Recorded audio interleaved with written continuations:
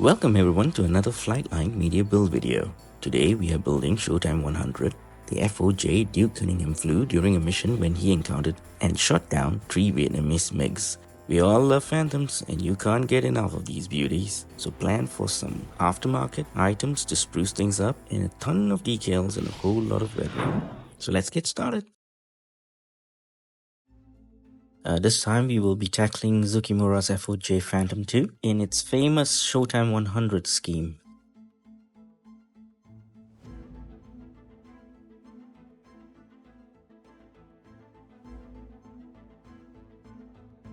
I started the cockpit by cutting, trimming and preparing it for paint. Having spray painted the base coat grey, I then come back with washes to pick up the details.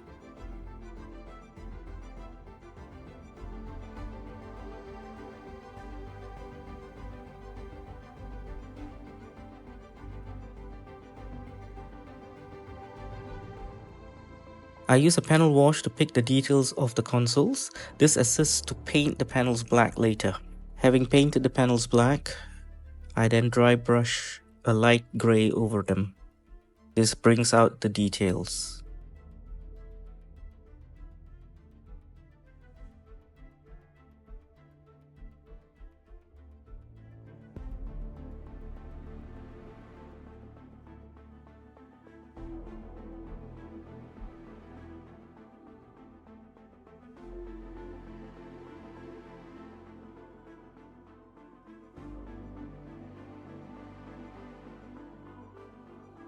I decided to use the decals provided for the instrument panel. It was a combination of both painting and decal work. I then added wires and cables to the back of the instrument panel to depict the kind of detail that is existing behind the cockpit. I then proceed to complete the cockpit by adding all the final detail parts.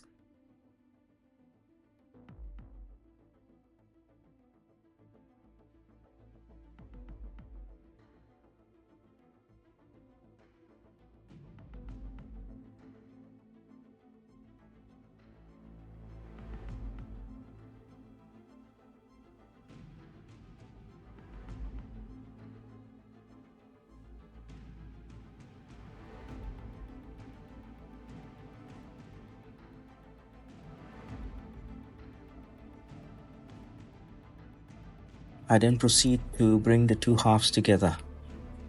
I have to say the fit is pretty good in this kit, with very little joint lines. And if you do it well, there's little to no filler required.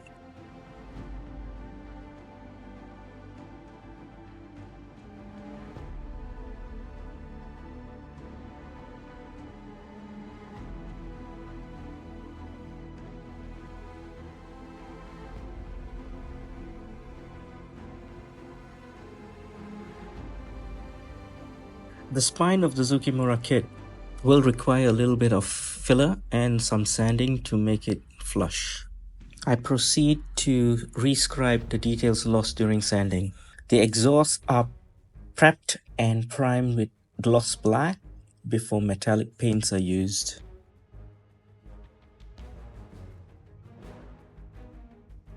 I'm using a template to demark the discoloration and heat marks on the exhaust. Using reference material, I detailed up the interior of the exhaust with various metallizer and sand colors to depict the burn and afterburner marks within the exhaust.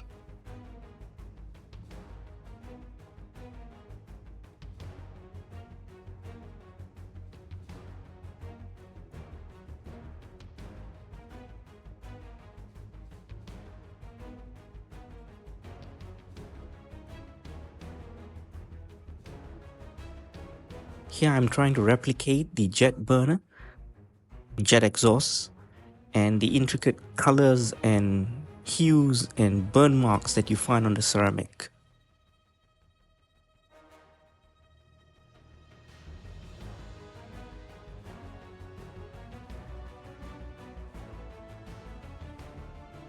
I bring the exhaust parts together and highlight the details within the burner cans. I use Tamiya pigments to depict the afterburner stains within and also on the outside of the burner cans.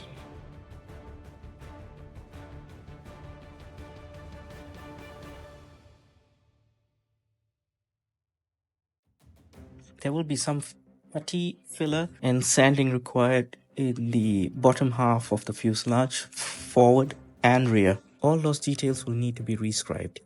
I brought the two parts of the jet intakes together. I filled the seam with liquid putty and then sanded it smooth, and then proceeded to give it a primer coat of white and then a gloss coat of white.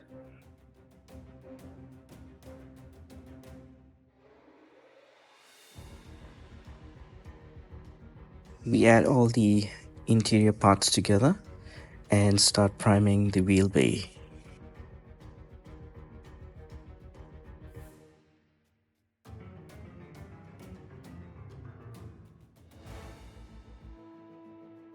I revert to my default oil washes. This brings out all the details as usual, and it's easy to clean off with white spirit.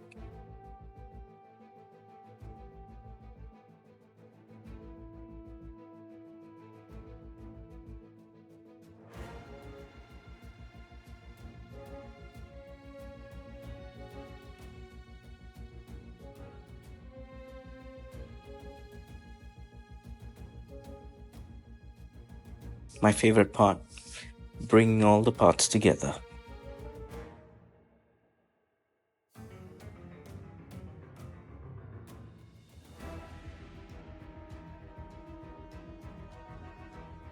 I used the reverse end of a tweezer to pry the up portion to the wing so that I could get a good fix. More oil wash, this time on the exhaust.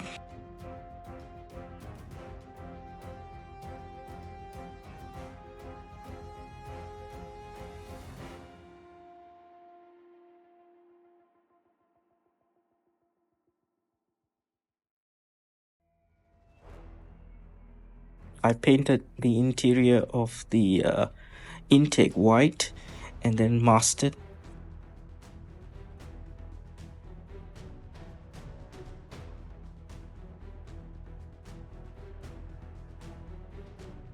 I decided not to use a black base and then do the mottle, but went with a very light gray over the base plastic. That gave a lighter tone on the mottle effect. As you can see, when the base color of white and gray were used, the tone is not as stark and strong as if it were with a black base.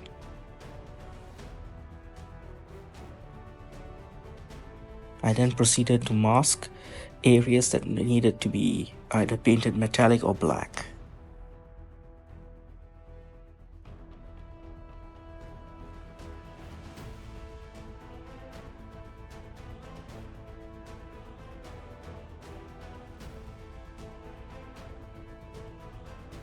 I'm adding gloss black to the rear heat shield of the exhaust. The first metallic color used is titanium. I oversprayed that with dural aluminum. I then proceed to mask off selected panels and come back with either a dark anodized gray or steel, but you can choose based on your reference pictures the colors that you want to use.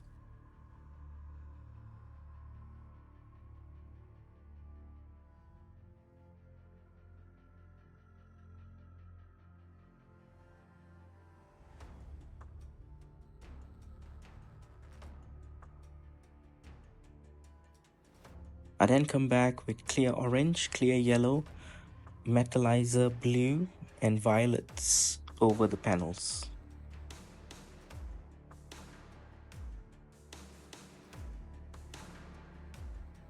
Phantom exhaust heat shields have a very distinctive mark. I depicted this by cutting thin strips of masking tape and oversprayed that with a very light coat of either titanium or dural aluminum mix. The rear stabilizers. I approached this slightly differently. I sprayed it white, and the metal areas I went with three colors: gloss white, gloss black and a gloss gray.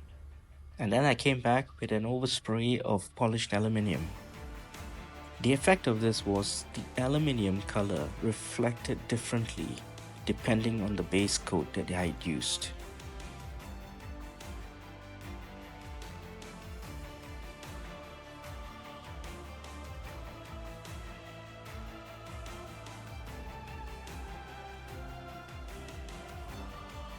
I used Tamiya pigments again to show streaks of the afterburner and soot deposits.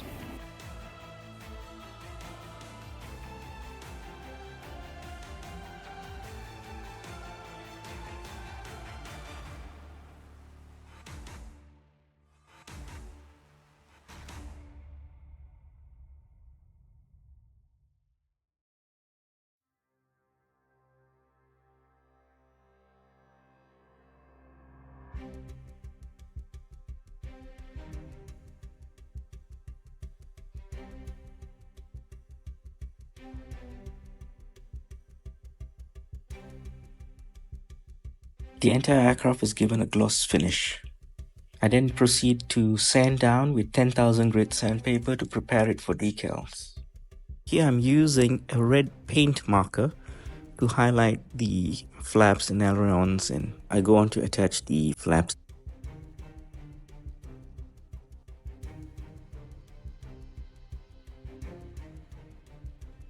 I start applying decals. I use my usual method of softness and setters. This allows the decals to conform perfectly into the panel lines.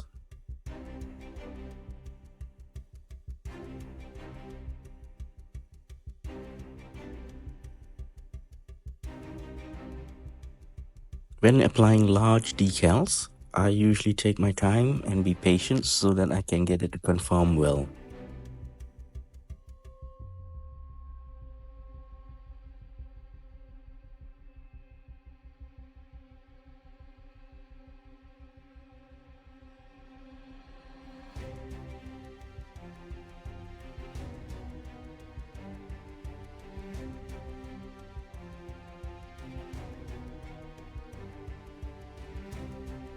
We had amazing opportunity to speak to pilot Duke Cunningham, who gave amazing input into the build.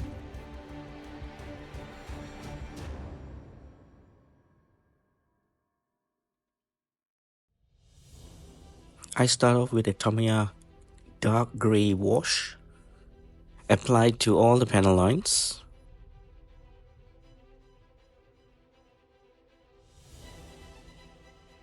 I'm using Mr. Weathering color, sandy wash and dark ochre to simulate dirt on the fuselage and on some parts of the wings.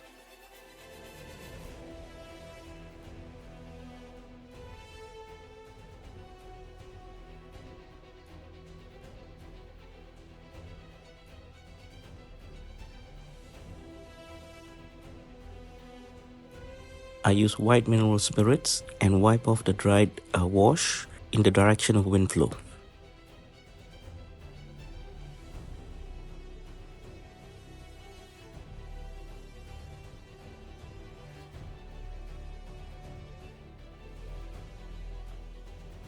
One little trick I use when applying the final coat is to put a drop of the main color into the mix.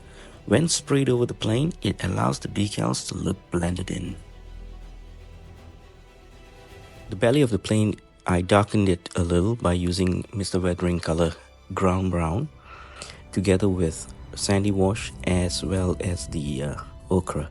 I use a template to create the mottled effect on the wings and the fuselage.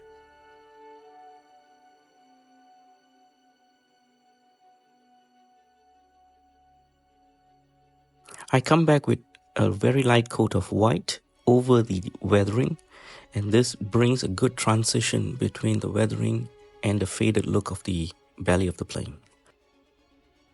I tackle the belly tank by spraying it black, chromate yellow, and base color.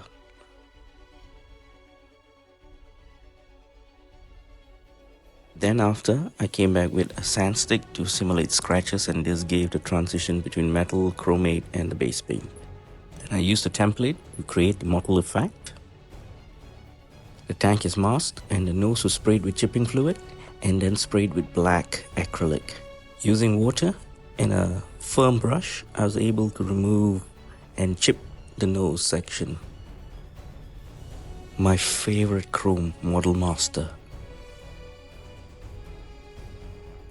Putting on the landing gear and all the bits and pieces.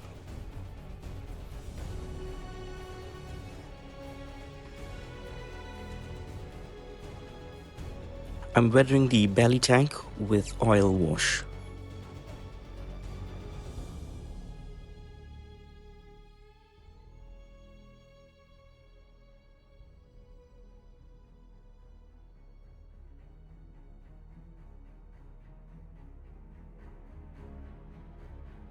I'm using Hypersonic's Cockpit upgrade set. This is for the Canopy rails. It comes with resin pieces, PE, and bits and wires that you fill up the entire cockpit to make it as realistic as possible. It's a lot of work. It's very fidgety, but truly enjoyable.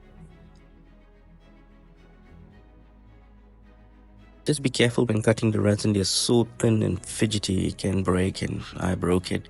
But taking a little bit of time, you can put it back together.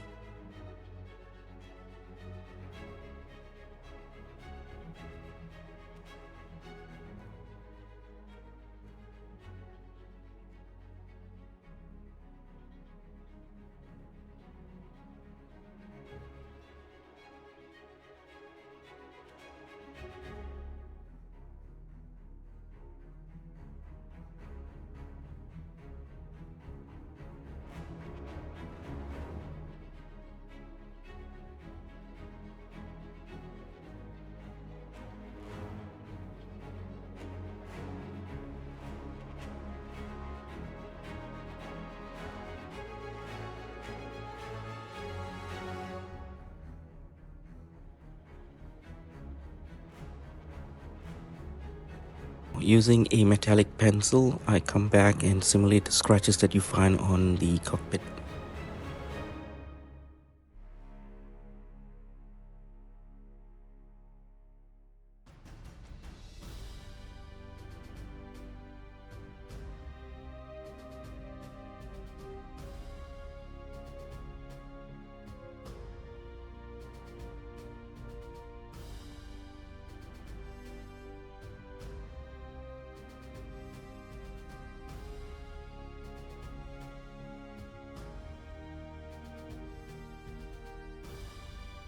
If you take your time and put in the cables and hydraulics behind the ejection seat, it just brings this whole cockpit to life, as you can see it.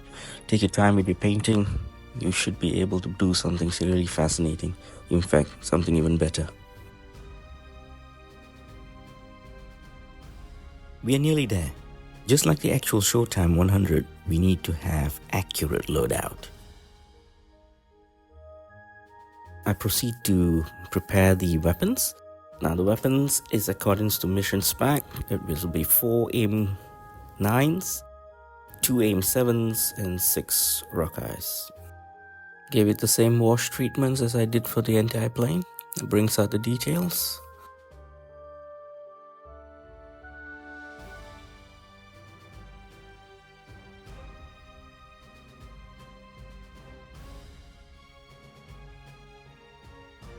The triple ejector racks are from Hasegawa weapon set.